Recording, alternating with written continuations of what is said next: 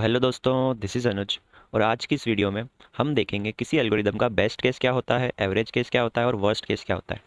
तो उसको समझने के लिए हम एक एग्जांपल देखते हैं। इस फंक्शन को अगर हम कंसिडर करें, जिस फंक्शन का नाम है गेट सम, और ये इनपुट में एक एरे लेता है और उस एरे की साइज़ लेता है।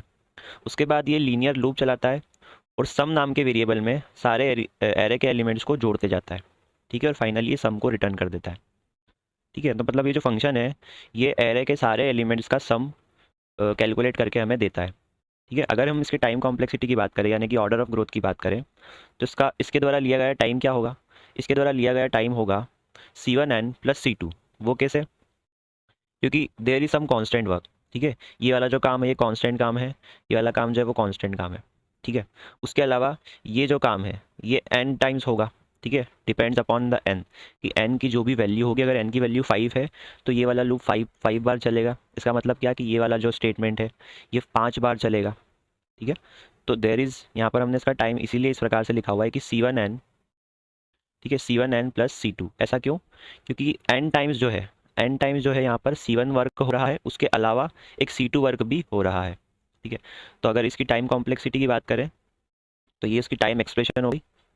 और ऑर्डर ऑफ ग्रोथ की बात करें तो हम देख सकते हैं यहाँ पर इसका ऑर्डर ऑफ ग्रोथ, सिंपली हम कांस्टेंट को इग्नोर कर देंगे, C2 को इग्नोर कर देंगे, C1 को इग्नोर कर देंगे, बचेगा क्या? n। तो n is the order of growth of this algorithm या फिर फंक्शन। ठीक है, अब यहाँ पर ये वाला जो फंक्शन है ये सारे ही केसेस में इस प्रकार से ही बिहेव करेगा। यानी कि क्या, कि अगर मैं इसमें कैसा भी इनपुट डाल दूँ, छोटा इनपुट डालूँ, बड़ा इनपुट डालूँ, इसका जो ऑर्डर ऑफ ग्रोथ है वो हमेशा n ही रहने वाला है। ठीक है, ये वाला सा जो है वो सिंपल सा एक फंक्शन है। अगर मैं इस फंक्शन को थोड़ा सा मॉडिफाई कर देता हूँ, ठीक है, कुछ इस प्रकार से। मॉडिफिकेशन में मैंने क्या करा, मैंने इसमें यहाँ पर एक कंडीशन लगा दिया। वो कंडीशन ये बोलती है कि अगर n की वैल्यू जो है वो ऑड है, ठीक है, अगर n की वैल्यू अगर ऑड है तो आप रिटर्न ज़ीरो कर दो। ठीक है, अगर n की वैल्यू ऑड है तो आप रिटर्न ज़ीरो कर दो, अदरवाइज सिंपली आप कैलकुलेट कर दो पिछले वाले फंक्शन की तरह पूरे एरे का सम। तो यहाँ पर क्या हो रहा है, सपोज अगर n की वैल्यू कुछ ऑड नंबर आती है इनपुट में, सपोज n की वैल्यू 7 आती है, तो 7 मॉड्यूलस 2 क्या आएगा? 7 मॉड्यूलस 2 डेफिनेटली 1 आएगा, जो कि नॉट इक्वल टू 0 होगा। ठीक है, तो कंडीशन ट्रू हो जाएगी, कंडीशन ट्रू हो जाएगी तो यहाँ पर रिटर्न 0 हो जाएगा, मतलब फंक्शन जो है वो कांस्टेंट टाइम में ही अपना काम कर देगा। ठीक है, तो इस केस में जब n की वैल्यू ऑड होगी तो ये जो फंक्शन है इसका ऑर्डर ऑफ ग्रोथ क्या रहेगा? हमेशा कांस्टेंट रहेगा। ठीक है, कांस्टेंट रहेगा इसका ऑर्डर ऑफ ग्रोथ। और अगर n की वैल्यू आ जाती है कुछ इवन नंबर, सपोज n की वैल्यू आ जाती है 10, तो उस केस में ये वाली कंडीशन फॉल्स हो जाएगी और कंट्रोल जो है वो यहाँ पर आ जाएगा और फिर फंक्शन का ऑर्डर ऑफ ग्रोथ क्या होगा? n होगा। ठीक है, क्योंकि वो लीनियर टाइम लेगा पिछले वाले फंक्शन की तरह। तो यहाँ पर जब ऐसी एल्गोरिदम होती है हमारे पास जिसके अंदर डिफरेंट डिफरेंट केसेस होते हैं, है ना, वो डिफरेंट केसेस में डिफरेंट तरीके से बिहेव कर रही है वो एल्गोरिदम। कैसे बिहेव कर रही है कि जब इवन होगा तो कुछ और काम कर रही है, जब ऑड होगा तो कुछ और काम कर रही है। तो अब हम इस वाली एल्गोरिदम का ऑर्डर कैसे बताएं? ठीक है, तो इसको हमको जब इसका ऑर्डर कंसिडर करना होता है तो हमारे पास कुछ केसेस आ जाते हैं। उन केसेस को हम क्या बोलते हैं? एक तो होता है अपना बेस्ट केस, एक होता है वर्स्ट केस और एक होता है एवरेज केस। अब मैं इन तीनों का मतलब आपको बता देता हूँ। बेस्ट केस का मतलब ये होता है कि जब आपकी एल्गोरिदम को ऐसा इनपुट दिया जाएगा जब वो सबसे कम समय लेगा, ठीक है, उसको प्रोसेस करने में या आउटपुट लाने में वो सबसे कम समय लेगा, तो उसको हम बोलते हैं बेस्ट केस। इसको सिंपल भाषा में ऐसा बोल सकते हैं कि एल्गोरिदम की सबसे अच्छी किस्मत। ठीक है, कभी कभार ऐसा होता है ना कि हमारे साथ बहुत अच्छा हो जाता है, जैसा हम चाहते हैं वैसा ही हो जाता है, छुट्टी मिल जाती है काम से। उसी प्रकार से एल्गोरिदम को ऐसा काम मिल गया जिसमें उसको कुछ काम ही नहीं करना पड़ रहा है, या काम भी करना पड़ रहा है तो बहुत ईजी सा काम है, बहुत जल्दी हो रहा है वो काम। वर्स्ट केस क्या होता है? वर्स्ट केस हम उसको बोलते हैं जब सबसे ज़्यादा समय लग रहा है उसको किसी इनपुट को प्रोसेस करने में। ठीक है, हमारे एग्जाम्पल के अकॉर्डिंग अगर हम देखें तो अगर n की वैल्यू ऑड नंबर होगी तो उसको कांस्टेंट समय लेना होगा। ठीक है, कांस्टेंट में वो काम कर देगा। अगर n की वैल्यू ऑड हुई तो वो रिटर्न जीरो कर देगा सिंपली और काम खत्म। अगर वर्स्ट केस हुआ यानी कि n की वैल्यू इवन हुई, है ना, n is a even number, तो उसको फिर लीनियर समय लगेगा, यानी कि उसकी ऑर्डर ऑफ ग्रोथ क्या होगा? उसका n होगा। तो बेस्ट केस मतलब जब उसको सबसे कम समय देना पड़ रहा है, वर्स्ट केस मतलब उसको सबसे ज़्यादा समय देना पड़ रहा है, और एवरेज केस क्या होता है? एवरेज केस की, हाँ, जो है एल्गोरिदम है वो एवरेज कितना टाइम लेगी। ठीक है, उसमें दोनों केसेस को कंसिडर कर लेते हैं, उसके अलावा बीच के भी सारे केसेस को कंसिडर कर लेते हैं। ठीक है, इसको निकालते कैसे हैं? Find the average of all possible cases. जितने भी पॉसिबल केसेस है। अब जैसे हमारे इस वाले फंक्शन की बात करें तो इसमें एन की वैल्यू सारी आ जाएगी।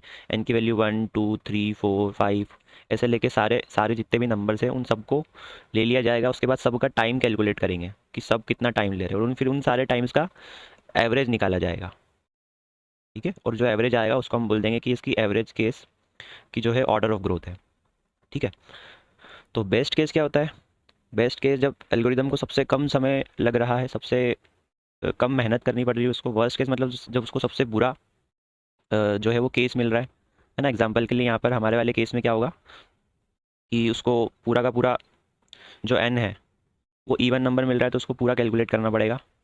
और एवरेज केस में क्या होता है कि सारे केसेस को देखा जाता है और उनको एवरेज निकाला जाता है, उनका मतलब मीन निकालते हैं। ठीक है, तो अगर इस वाली एल्गोरिदम की हम बात करें तो इसका जो बेस्ट केस है वो तो कांस्टेंट है, मतलब उसका ऑर्डर ऑफ ग्रोथ क्या होगा? कांस्टेंट होगा। क्यों होगा? क्योंकि बेस्ट केस में हमेशा इसको ऑड नंबर दिया जाएगा और ऑड नंबर में इसको एक स्टेप में काम कर देगा। ये केवल इतना इतना सा फंक्शन चलेगा, ये बाकी का फंक्शन चलेगा ही नहीं। हर बार इतना सा फंक्शन चलेगा तो वो हमेशा कांस्टेंट टाइम लेगा। ठीक है, वर्स्ट केस में क्या होगा? वर्स्ट केस में एन जो है वो इवन नंबर होगा, तो उस केस में ये जो है ये वाला लूप चलेगा, वो भी एन टाइम्स चलेगा, तो इसका ऑर्डर ऑफ ग्रोथ हो जाएगा एन, यानी कि लीनियर। और एवरेज केस में क्या होगा? एवरेज केस में हम इसके सारे केसेस का एवरेज फाइंड करेंगे। ठीक है, तो इसके सारे केसेस में दो केसेस आएंगे, एक तो ऑड वाले सारे केसेस और एक इवन वाले सारे केसेस। तो ऑड वाले केसेस में क्या होगा? कांस्टेंट टाइम लेगा, और इवन वाले में लीनियर टाइम लेगा। अब हम कांस्टेंट और लीनियर का एवरेज निकालेंगे तो वो अगेन हमारे पास लीनियर आता है।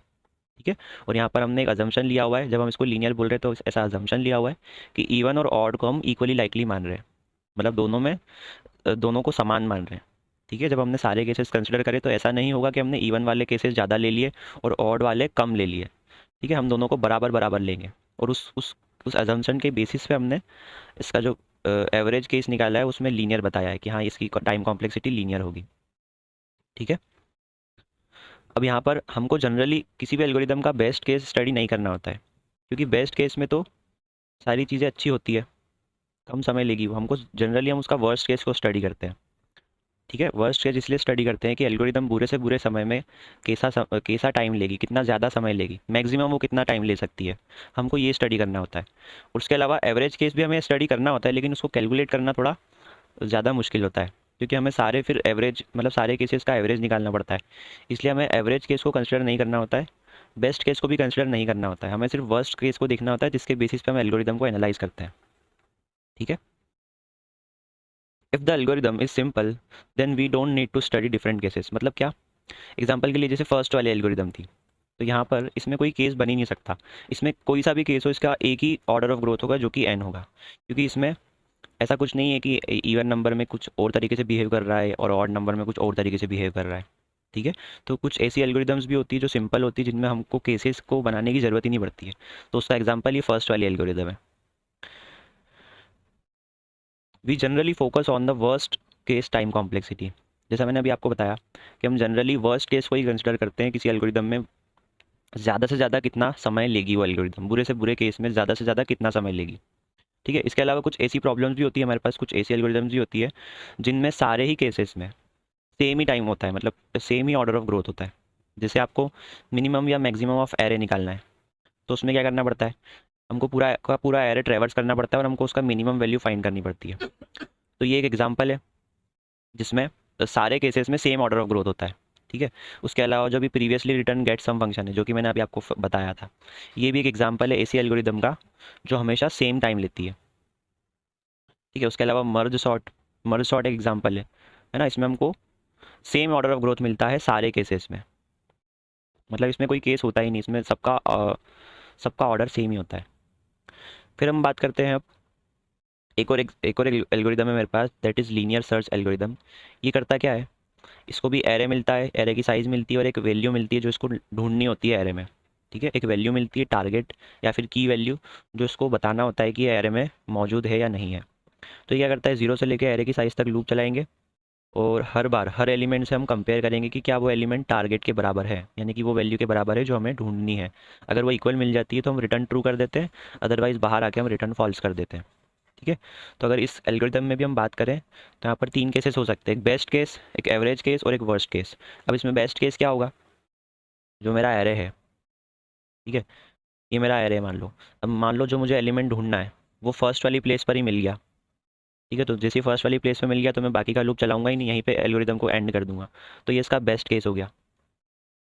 ठीक है, अगर जो मुझे एलिमेंट ढूंढना है वो फर्स्ट पोजीशन पे नहीं मिलते हुए वो लास्ट पे मिलता है, तो मुझे पूरा का पूरा एल्गोरिदम चलाना पड़ेगा और आखिरी में जाके मुझे मिलेगा। या फिर हो सकता है कि मुझे वो एलिमेंट पूरे एरे में मिले ही ना, तो भी मुझे पूरा का पूरा लूप जो है वो आखिरी तक चलाना पड़ेगा। ठीक है, 0 1 2 3 4 5 6 7 यहाँ तक, और उसके बाद भी मुझे एलिमेंट नहीं मिलेगा। ठीक है, तो ये इसका average case, sorry worst case हो जाएगा। और अगर इसकी एवरेज केस की बात करें तो एवरेज केस में हमें क्या करना पड़ेगा, बेस्ट केस को भी कंसिडर करेंगे, जब यहाँ पर एलिमेंट मिल रहा है, जब यहाँ पर एलिमेंट मिल रहा है, जब यहाँ पर मिल रहा है, यहाँ पर मिल रहा है, यहाँ पर, और ऐसे करके। और एक वो वाला केस भी कंसिडर होगा जब कहीं पर भी एलिमेंट नहीं है पूरे एरे में। तो उन सारे केसेस का टाइम कैलकुलेट करेंगे और उस टाइम का एवरेज निकालेंगे। ठीक है, तो अगर लीनियर सर्च की बात करें तो लीनियर सर्च जो है वो बेस्ट केस में कांस्टेंट समय लेता है। ठीक है, वर्स्ट केस में ये लीनियर टाइम लेता है, और एवरेज में भी ये लीनियर टाइम लेता है। ठीक है, अगर लीनियर सर्च की बात करें तो बेस्ट में कांस्टेंट इसलिए क्योंकि वो पहले ही नंबर पे अगर उसको एलिमेंट मिल गया तो वो कांस्टेंट टाइम ही लेगा, है ना, कभी उसका टाइम ग्रो ही नहीं करेगा। वर्स्ट केस में उसको पूरा एरे को ट्रेवर्स करना पड़ेगा, तो वो एन टाइम लेगा, यानी कि उसका ऑर्डर ऑफ ग्रोथ एन होगा, यहाँ पे कांस्टेंट होगा। ये सी बोल सकते हैं इसको। और एवरेज केस में भी उसको एन टाइम लेना पड़ेगा। क्यों? क्योंकि इसमें सारे केसेस को हम कंसिडर करेंगे, फिर उसको डिवाइड करेंगे टोटल नंबर ऑफ केसेस से, तो फाइनली जो आएगा वो एन ही आएगा। ठीक है, अब हम बात करते हैं एजम्प्टोटिक नोटेशंस के बारे में।